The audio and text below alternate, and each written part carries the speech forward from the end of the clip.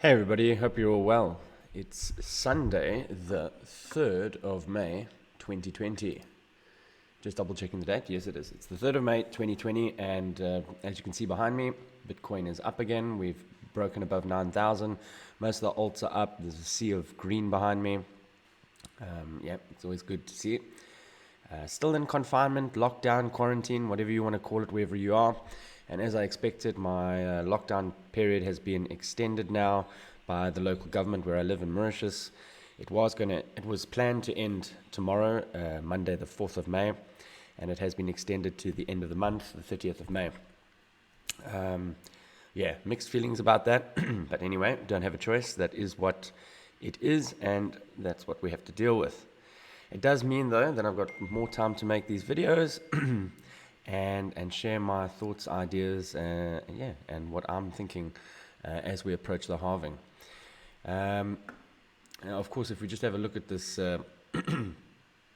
this graph or heat map behind me here, you can see wherever Bitcoin goes, all the other alts seem to follow.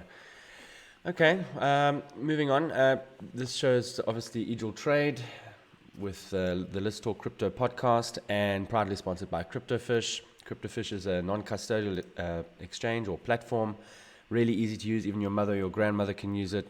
It's like a point-and-click type of platform. You can buy, exchange, store, earn, or send money. Using the simple buy feature, you can sign in. It's got a very easy, low barrier of entry in terms of KYC. You can toggle between Euro and USD. If you're in the UK, it will be UK, British pounds. You can buy internationally with debit and credit card, ACH in the US, use European bank transfer SEPA in Europe, in the UK, faster payments by bank transfer, and soon we'll be adding the US bank wire. You've got Bitcoin and all the other popular alternative currencies. And of course, we've got a learning section, Bitcoin, crypto, blockchain 101, Cryptopedia, which is like a cryptocurrency glossary, free learning portal, video learning portal, and of course, we've got the crypto podcast. We do have a news section where you can keep up to date on the latest happenings, and also some analysis on Bitcoin and some of the alt currencies.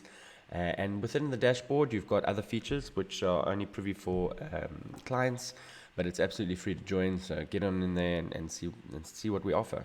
It's really great, and it's for free. All right, moving on. I just wanted to bring this up because I think it's a good time to talk about it. Is Bitcoin versus gold? I wrote this article in 2019, on the 6th of June 2019. I'll put the link in the description below. But basically, I do a comparison between gold versus Bitcoin. It's not that long. It's easy to digest. I talk about the different metrics, the fungibility, the portability, divisibility, replicatability, and other factors. And I give my verdict towards the end. It's a great little piece for those who've always been wondering, what's better, gold versus Bitcoin. You can catch that in the description below. Also did this article. This was on the 3rd of Feb 2019, a little bit older. This was after reading Saifedean Ammous's book called The Bitcoin Standard. Kind of the penny dropped, and I felt that I needed to write something about it. Very interesting if you want to understand why Bitcoin is sound money and why it is the best form of money that mankind has ever seen before. What sort of properties we expect out of sound money and how Bitcoin takes that to a new level. So have a look at that. It obviously compares low time preference to high time preference, and if you want to know what that's all about, then you'll have to read the article. You'll find the link in the description below too. Okay, moving on. Guys, it's now 8 days, 23 hours and 1 minute and 55 seconds until the Bitcoin halving. Again, why is that important? 12.5 Bitcoins is emitted into the network every 10 minutes. This is going to be dropping down to 6.25 Bitcoins. Therefore, the inflation rate of Bitcoin is going to be dropping. In fact, it's going to be dropping quite close to the inflation rate of gold. So that's quite interesting. A lot of people are saying that maybe since it's going to drop down to the inflation rate, or nearly of gold, that maybe the market cap will increase to that of gold. And if that was the case, then we'll end up with a $200,000-$300,000 Bitcoin. well, we'll see what happens. It's very optimistic, and I like to think like that, but realistically, I don't think that's going to happen anytime soon. But if it does, I'll be absolutely fine with that. If you guys want to go and check this out, it's bitcoinblockhalf.com, and it obviously gives you a lot more information here. As per what I was saying, 12.5 coins down to 6.25 coins. Why was it done? Explains why we, have a predictable money supply, who controls Bitcoin, past halving events, etc., etc. And you've got all the stats here. It's really great. It tells you how many on circulation, how many are left to be mined, what is the inflation rate. So like over here, I was saying that the Bitcoin inflation rate at the next halving event, it will drop down to 1.8%. I believe gold is 1.5 or 1.6%. So it really is going to be very close to gold now. Yeah, that'll be very interesting. I'm sure gold bugs will have something to say about that, but let's see what happens. Okay, another fundamental thing that we've been looking at recently is the fear and greed index. Let me just refresh that, make sure it's up to date. Yeah, it's ticking out of 45, still in the fear region on the left-hand side of this index here. And of course, the most useful time to use this is when it's at extreme reads, when there's extreme fear or extreme exuberance or extreme greed. And right now it's sort of ticking in the middle, which is a bit strange because we're up over $9,000 and you would expect people to be a lot more optimistic, yet it's still on the negative side. Leads me to think that maybe we've still got some more up to go. And expect a much bigger counter move in terms of price when this is an extreme read of greed. So watching this very carefully, combined with looking at the charts, because as you can see, it never really stays in the extreme areas for too long. And if you look over here, June 27th, it was the extreme greed, and it got knocked out of that zone. So yeah, keep an eye on that. Something interesting. Of course, going into the Bitcoin halving, we would expect it to be more on the greed side. So maybe that's still to come. But yeah, watching that very carefully. Let's jump into the charts. Let's start off from the monthly here.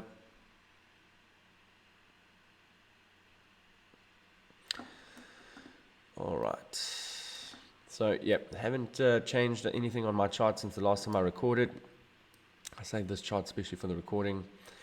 And as you can see, we're still living under this liquid zone over here, where you've got the monthly closes, and we've had a little tickle up into there, and we have a bit of sell pressure that's pushed us back down.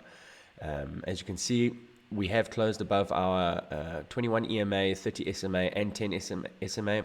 What's the relevancy of that? Well, the 21 EMA is generally, if you're below it, you're generally bearish. If you're closing candles above it, you're generally bullish. And right now we've regained it, and the way we did it too is quite impressive. We took out the open of previous month of March, and we've closed above their powerful candle. That's not something to disregard. But we're living healthily above now the 10 SMA. Doesn't mean we can't come back down during the month. If we move down to the weekly, you'll see that we're also living very healthily above the 21 EMA on the weekly basis, and we've taken out the 55 and the 30 SMA too. I did mark this off as an area of interest where we would see a bit of profit taking, sell off, or whatever you want to call it. We have seen that. We got right up to 9485 on Bitstamp, and we've seen a bit of sell pressure coming down. The week hasn't closed yet. It will be closing today on the traditional crypto markets. Of course, we've seen the closure on the CME futures. I think they closed at about 88, if I'm not mistaken. Let's have a quick look. 88.40. And which means we're living above that at the moment. And what we could see is on the open as we come down to fill that and continuation upwards again. I am not in a position right now. I haven't taken any trades over the weekend, especially this weekend. I just think that patience may pay off here, and we could see continuation from next week, or at least see what direction we're going to go, and then follow that trend. Right now, the trend, on most time frames is up, except for the weekly. So 3-day trend is up. We are still living below the swing high over here. On a 2-day, likewise, trend is up again. We are still living naturally above this swing high point over here. This will be an area of formidable resistance, I believe. It is the same area as I've said previously that pushed price down, got through and supported it for 3 months, for about 3 months up here.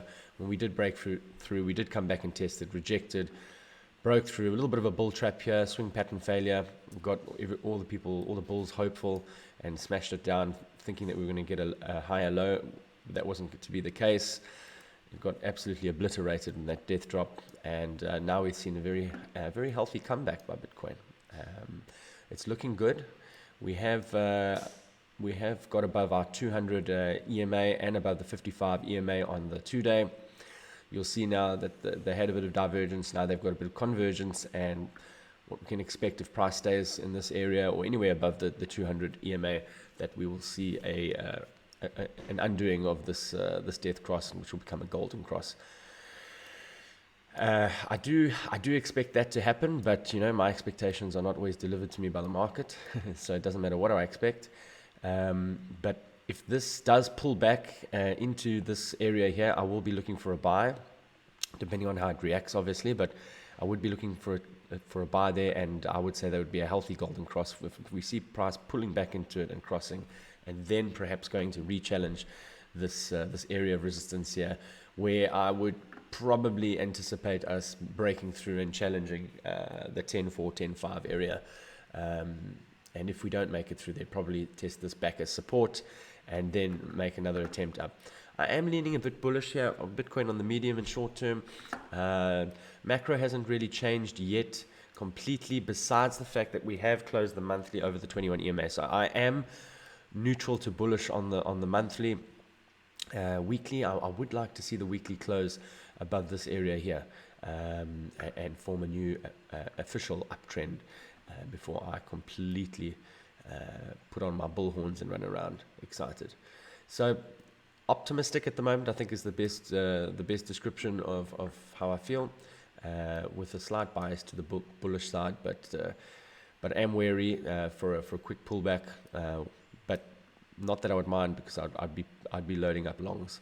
I would be looking around the area of anywhere between 78 to 81, 82. I know it's a big range, $400 range, but we are talking about big numbers here. So yeah, anywhere in that region, I'd be happy to pick up some longs. If the 78, 79 area doesn't hold, then I'd probably be looking for year open 71 over time, 71.63. Perhaps Bitcoin over the coming weeks or month comes back to test the year open of 2020, and then it's off to the races again. Anyway, that's the way I'll be playing it. A little bit more conservative, I think, than a lot of other people, but I prefer it to be that way. Yeah. So moving down again, let's look at the daily. Daily, yeah, the price is still leaking upwards, and we've got a daily Stokes that have crossed down. We are living above the exponential on the RSI, so not too much to be said here. We have crossed down, but price is still moving up. Likewise, on the 12-hour, we've got Stokes that are losing momentum to the downside. Perhaps we see an up cross here. I don't know if we've got a trend line forming. No, we don't. Okay, RSI, yeah, living above the exponential. And I think on a lower time frame, I might have drawn an ascending triangle in here. Yeah, perhaps it was on a 4-hour or a 2-hour. Let's have a look. Yeah, 1 hour. Let's have a look. What do we have here? Yeah, look, we've got higher lows coming through, sort of a pattern of accumulation happening. Perhaps we're going to see a little bit of a test upwards within the next, I'd say next closure or two on the 4-hour. Perhaps we test the 95 area again, and maybe we get through. I am leaning towards us, if we are going to make another move up, doing it on Monday rather than on a Sunday. But let's see what happens there. For me, I'll be looking for long entries as I said, between 78 and 82 in this area over here, in this pocket. My absolute dream entry would be on the 2-day. On the 2-day 200 EMA, which over the coming few days will be turning up and perhaps come and meet up at 8,000 within the next few closures, and that's where I would like to see Bitcoin pull into and then take off. Short and sweet today, guys. It's Sunday. We haven't really had much price action. Sundays are pretty much no trade zones for me. Unless an absolute gem of an opportunity shows up, but I find it very rare. So happy trading out there. Enjoy your Sunday, and I think we've got exciting times ahead in terms of price with Bitcoin over the coming week. So stay alert, stay focused, and enjoy your Sunday.